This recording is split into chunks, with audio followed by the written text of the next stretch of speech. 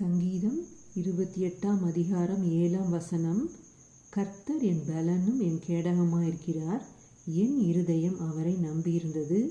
நான் சகாயம் பெற்றேன். ஆகையால் என் இருதயம் களி கூறுகிறது.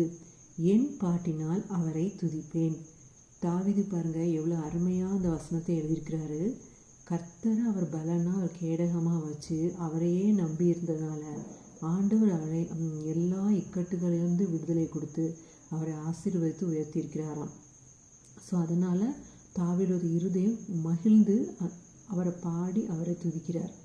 ஸோ நாமும் அப்படி தான் ஆண்டவர் எப்போவுமே நம்ம பலனாக நம்ம கேடகமாக வச்சுருந்து அவரையே நம்பி இருக்கும்போது நம்ம சிச்சுவேஷன் எப்படிப்பட்ட சூழ்நிலை இருந்தாலும் பரவாயில்ல, நிச்சயமாக ஆண்டவர் நம்மளை ஆசீர்வதித்து உயர்த்துவார், நம்மளோட சிச்சுவேஷனை மாற்றுவார். அப்புறம் நம்ம இருதயம் கர்த்தருக்குள்ளே மகிழும். நாமும் அவரை பாடி துதிக்கலாம். ஸோ எப்போவுமே ஆண்டவரை துதிப்போம். அவரிடத்திலிருந்து நாம் ஆசீர்வாதங்களை பெற்றுக்கொள்வோம். ஆமேன். ஹல்லேலூயா.